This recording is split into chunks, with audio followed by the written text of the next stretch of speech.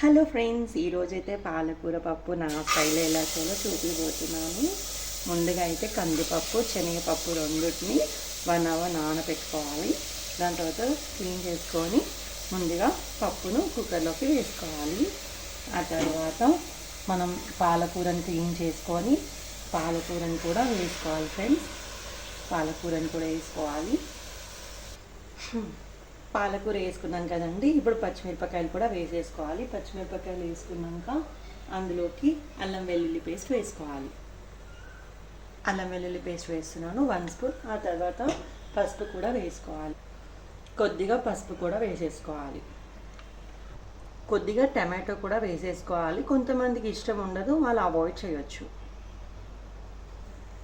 ఇప్పుడైతే కొద్దిగా mustard oil వేస్తున్నానండి. నేనైతే మస్టర్డ్ ఆయిల్ అయితే టేస్టీగా ఉంటుంది. ఇప్పుడైతే కొద్దిగా వాటర్ కూడా పోసేసుకోవాలండి, ఉడకాలి కదా పప్పు, అందుకని వాటర్ పోసేసుకొని ఇప్పుడు మనం కుక్కర్ విజిల్ పెట్టేసుకుందాం. ఇప్పుడైతే పెట్టేసుకుందామండి. పెట్టేసుకొని 5 విజిల్స్ వచ్చేంత వరకు వెయిట్ చేద్దాం.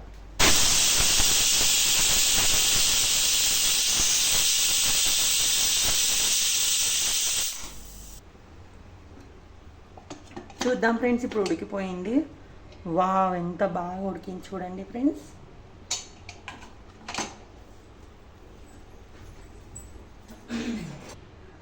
ఇప్పుడు దీన్ని ఒక్కసారి ఈ విధంగా కలుపుకుందాం ఫ్రెండ్స్. చూడండి ఫ్రెండ్స్ ఎలా ఉడికిందో. దీన్ని మంచిగా ఇప్పుడు మనం పప్పు గుత్తితో రుబ్బుకుందాం ఫ్రెండ్స్. ఇప్పుడైతే పప్పు గుత్తితో రుబ్బుకోవాలి. దానికన్నా ముందు కొద్దిగా ధనియా పౌడర్ వేసుకుందాం ఫ్రెండ్స్, బాగుంటుంది టేస్ట్.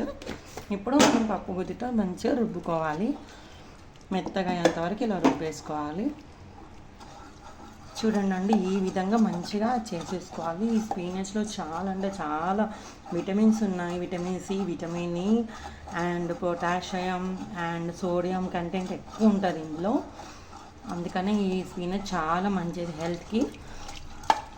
అండ్ ఇప్పుడు కొద్దిగా ఇందులోకి మనం సాల్ట్ వేసుకోవాలి, చూసి వేసుకోవాలి. స్పినచ్లో ఆల్రెడీ సాల్ట్ ఉంటుంది కాబట్టి నేనైతే 1/2 స్పూన్ వేస్తున్నాను ప్రజెంట్ అయితే.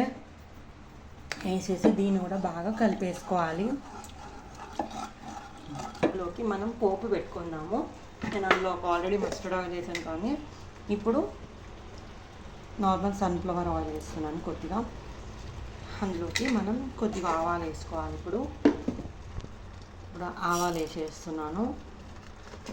ఆ తర్వాత ఆవాలు వేగిపోవాలి. ఇప్పుడైతే ఎండుమిరపకాయ కూడా వేసేసుకోవాలండి. ఆ తర్వాత జీలకర్ర కూడా వేసేసుకోవాలి కొద్దిగా. ఇప్పుడు కొద్దిగా ఇంగువ వేసుకోవాలి. ఇంగువ కూడా వేసేసుకుంటున్నాను. కరివేపాకు కూడా వేసేసుకోవాలి.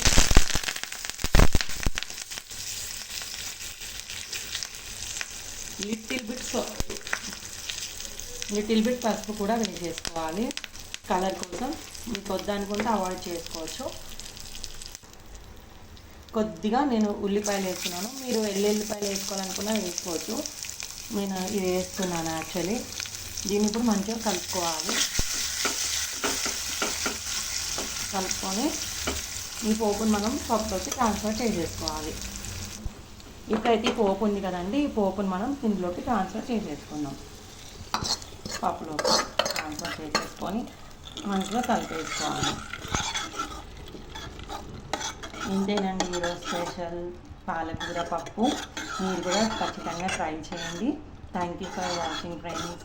Bye friends.